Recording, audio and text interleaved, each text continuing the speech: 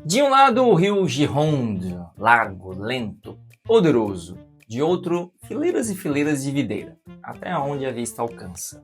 No meio disso tudo, châteaux, os mais bonitos de Bordeaux. Essa é a região que popularizou o conceito de château como vinhedo. Já foi um pântano que não servia para nada. E hoje eu vou te contar essa história tintim por tintim, da lama para a fama. Bora para mais um vídeo com muita dose franca neste canal.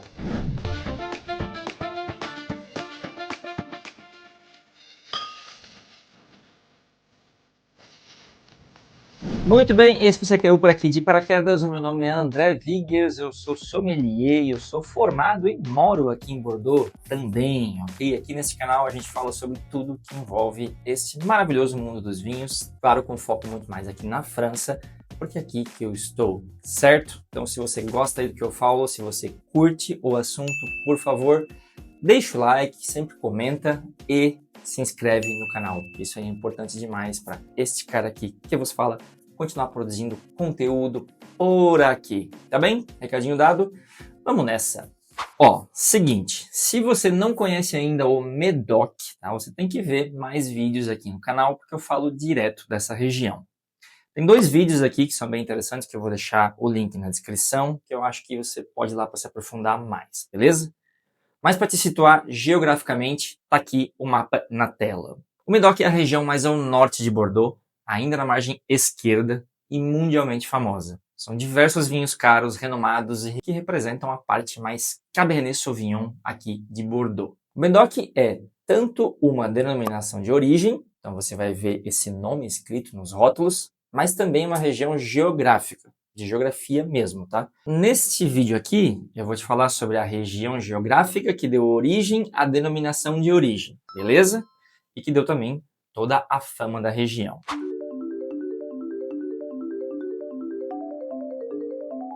O Médoc é uma península, e isso é muito importante, porque essa geografia não é um detalhe, ela vai ser quase que tudo.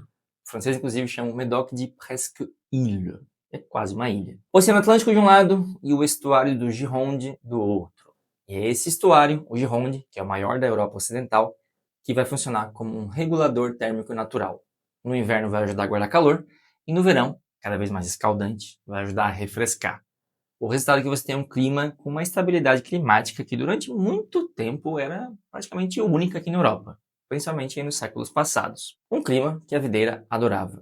Dentro dele existem duas denominações principais e também 6 comunais, tá? Que eu vou explorar aí um pouquinho durante o vídeo, mas eu vou me concentrar mais nas denominações que nós chamamos regionais, Médoc e Haut Médoc.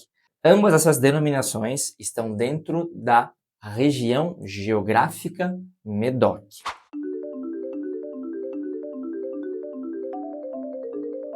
O Médoc, apenas a denominação, é a parte mais ao norte dessa península, mais simples e geralmente mais rústico. E o Haut-Médoc é a denominação mais ao sul da região geográfica, que fica mais próxima de Bordeaux e é também onde estão todos os grandes nomes e as subdenominações mais famosas, e todos os chateaus históricos. Essas subdenominações são Pauillac, Saint-Julien, Margaux, Saint-Estèphe e as duas menos famosas, Moulis e Listrac. E aí que fica bom, que isso quer dizer que, por serem menos famosas, elas custam menos. Mas antes de a gente chegar aí nos chateaus e na fama, a gente vai precisar voltar um pouquinho no tempo. Nós vamos voltar para Lama. Essa região, que parece ter nascido nobre, na verdade, nasceu debaixo d'água. Se você olhasse para o Médoc no século XVII, ele não seria o que você vê hoje. Ele seria mais ou menos assim.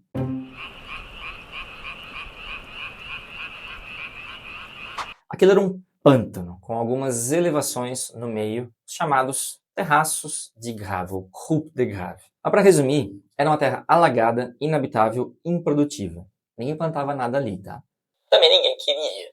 Foi aí que entram os holandeses. A pedido do rei da França, procurando ter mais terras produtivas, ele chama os especialistas da época em água. A Holanda do século XVII, inclusive, era a maior potência comercial do mundo, tá? Estavam em quase que todo lugar, inclusive no Brasil, fundando cidades. Dá uma olhada aí. E eles dominavam uma coisa que a França estava precisando naquela época: engenharia hidráulica. Eles já tinham feito isso em casa, certo? Já tinham arrancado terra do mar, com diques, canais, bombas, enfim, eram os melhores do mundo em fazer isso. Então, se você imaginar, você tem uma esponja, né, encharcada e você precisa espremer toda a água dela sem destruir o que está embaixo, é mais ou menos o que os engenheiros holandeses fizeram ali no Medoc. Canal por canal, vala por vala, eles foram drenando todo esse pântano, devolvendo terra seca para a superfície. O que apareceu debaixo de toda aquela água? Cascalho, um solo pobre, bem drenado, que esquenta bem rápido durante o dia e libera calor durante a noite. Um solo que a videira adora, exatamente porque é difícil. A drenagem não foi só uma obra de engenharia, foi o ato de fundação do Medoc como uma região vinícola. Sem os holandeses, sem os canais, não existiria Mouton Rothschild, não existiria Latour, não existiria Chateau Margaux, não existiria nenhum desses chateaus aí que o mundo inteiro hoje reconhece. Aliás, algo também interessante é que esse solo pobre não era exatamente o que o rei da França estava buscando, né? Porque eles queriam terras mais férteis. E claramente, não foi o que encontraram. Mas de novo, né? Que tipo de cultura que gosta de terra não fértil? Bora plantar vinhedo então.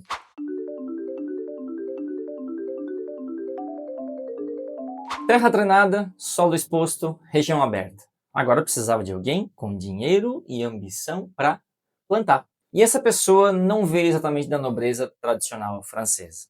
Ela veio da burguesia mercante de Bordeaux. No final do século XVII e início do XVIII, os grandes negociantes de Bordeaux, os parlamentares, enfim, a elite jurídica e comercial da cidade, começaram a comprar essas terras no Medoc.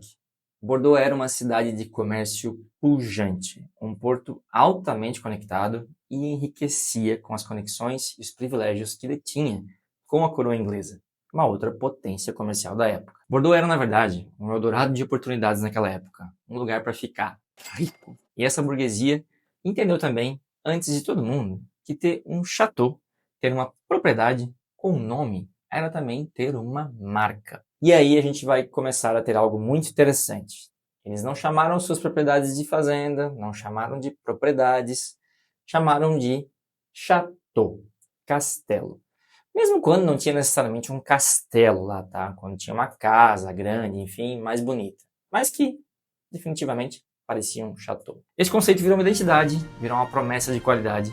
E essa ideia, esse modelo de negócio, onde o nome da propriedade vale mais do que o nome do produtor, a gente pode dizer, sim, que é uma invenção do Medoc.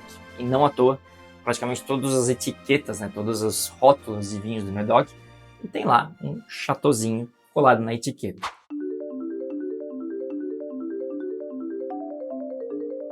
Esse solo, que na teoria não deveria produzir nada de muito extraordinário, é exatamente o que faz a mágica para as vinhas.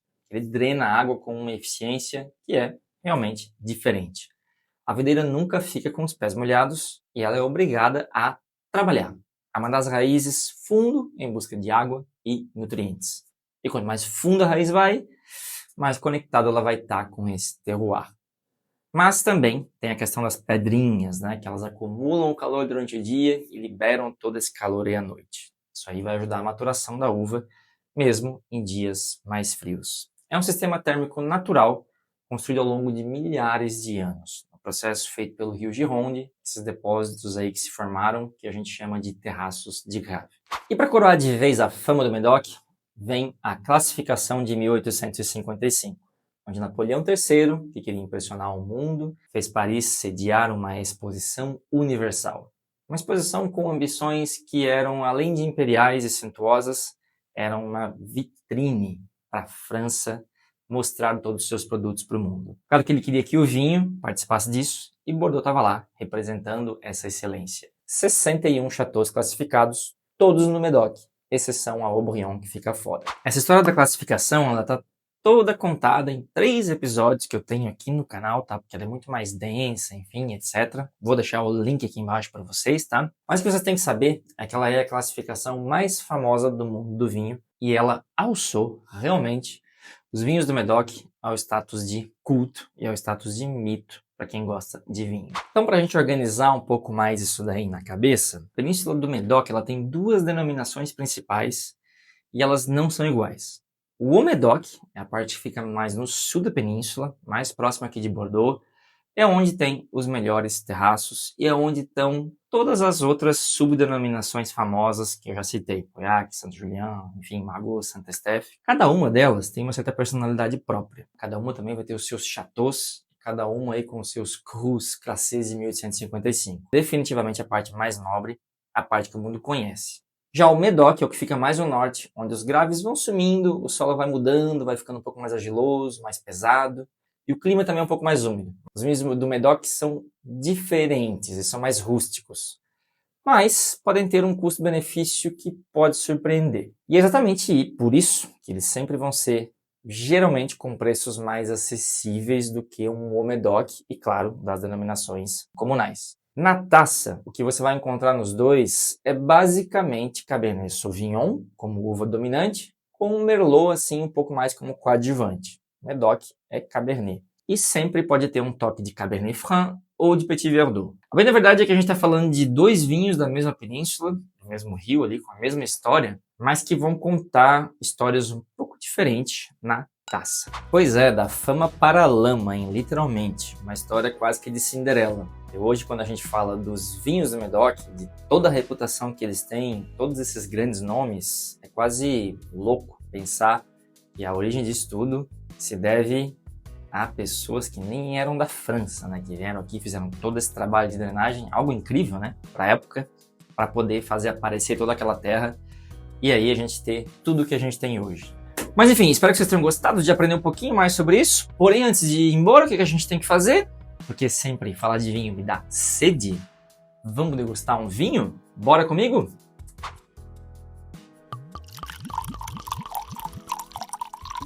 O que nós temos aqui? Chateau d'Agassac. Olha aí, ó. O Médoc. Tá aqui a minha etiqueta. Minha rota tá um pouquinho estragadinha, mas tá aqui. O Médoc 2019, tá? Então, obviamente, eu queria escolher. Aliás, até porque eu nem tenho aqui na minha cave Médoc. Tá? Geralmente quando eu compro a denominação... Geralmente eu compro mais mesmo as denominações comunais, principalmente porque eu gosto mais da especificidade de algumas delas. Mas quando não é realmente uma denominação comunal, eu geralmente vou comprar um Médoc. Olha, é muito raro eu ter um vinho Médoc. Não porque eu não gosto, é só porque eu conheço mais a qualidade dos Médocs, eu conheço mais propriedades nos Médocs. Então, raramente eu compro uma denominação regional Médoc, tá? Esse aqui, a gente já pode falar aqui algumas coisas, né? Então, ano 2019, um ano que eu gosto bastante, eu tenho muito 2019 na minha cave. Se você quer saber mais sobre as safras de Bordeaux, tem vídeo aqui no canal, vou deixar aqui de novo, sempre no link na descrição. Tem também material para comprar lá na lojinha, que vai de 82 até 2025, onde eu explico tudo aí para você. Coisa também interessante, esse vinho ele vende no Brasil. Quem importa é o World Wine, R$500, tá lá no site deles, tá? Pra você ter uma ideia de referência, aqui na França, em média uns 15 euros você vai pagar. Depende do ano, mas é mais ou menos isso. Nesse caso aqui até é um Cru Bourgeois Exceptionnel, que também tem vídeo no canal, vou deixar aqui o link na descrição se você quer saber mais sobre a minha opinião, entender um pouco mais desta classificação especificamente, vale a pena, vai lá. Eles têm geralmente este custo aí, entre 15 e 20 euros. Assim, tem uma coisa que me incomodou um pouco, porque eu tentei pegar mais informações sobre este chateau em si para poder fazer aqui a degustação, mas a verdade é que eu tive bastante dificuldade para encontrar isso, mas lá no site deles, tá? Eu conheço a propriedade, eu acho que eu já devo ter bebido algum vinho deles, tá? Porque é um vinho que se encontra até relativamente fácil aqui nos locais, etc. É de um proprietário também, não tem só esse chateau, tem alguns outros chateaus também que ele trabalha, mas é geralmente sempre bem referenciado, eu só não tenho nenhuma lembrança muito específica aqui dele. E quando eu estava dizendo que eu não consegui muita informação, que eu queria dar para vocês a ideia mais correta de quanto tempo fica na barrica, de qual que é as castas que ele tem. O que eu sei, óbvio, é que são Cabernet, Merlot e Cabernet Franc, porque é isso que eles plantam lá, então nesse caso aqui não tem Petit Verdot. Mas muito bem, é um vinho que vende no Brasil, tá aí disponível para conseguir comprado. Vamos ver o que a gente acha dele. Vamos lá.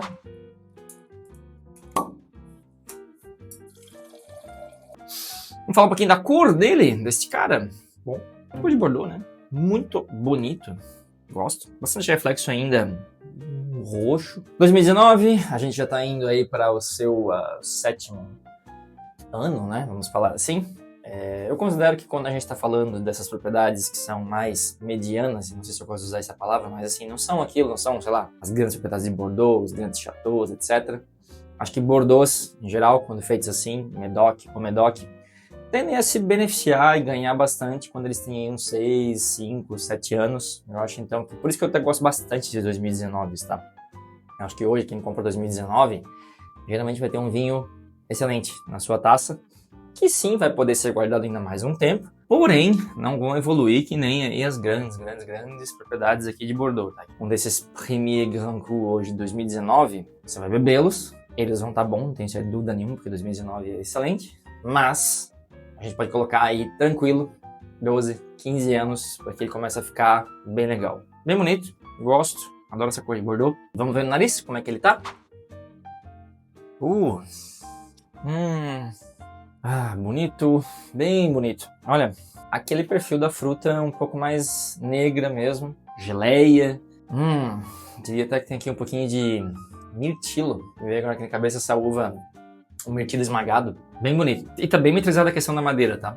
Se eu não me engano, eles trabalham 12 meses na barrica. Eu não sei quanto é que é a porcentagem de madeira nova, mas eu diria que o estilo clássico do Medoc, o estilo Medocan, como a gente fala aqui na França, a gente fala em geral de 12 meses para 14, quando a gente vai para as grandes propriedades é mínimo 18, geralmente, e sempre entre 60% e 70% de madeira nova. Porque tem uma madeira, tem um pouquinho de achocolatado, tem um pouquinho de baunilha, né? Tá bem delicado, tá bem leve, tá bem até... Eu vou dizer uma coisa pra vocês, ele tá frutado, mas ele tá até floral esse vinho, tá? Eu adorei esse nariz. Tô até impressionado, mais impressionado positivamente do que eu imaginava. Vamos provar ele? A expectativa é boa, né?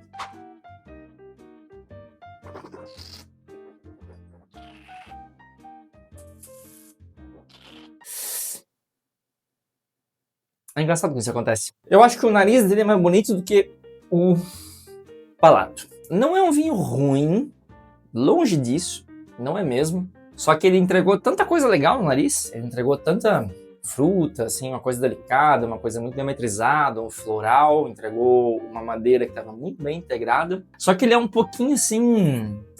não sei, falta... Bom, eu conheço Bordeaux, né? Então eu sei assim um pouco o que esperar. Eu achei que ele ia ter um pouquinho mais de meio de boca, eu achei que ele ia ter um pouquinho mais de final. Ele é um vinho um pouco mais curto, assim, um pouco mais simples, eu diria.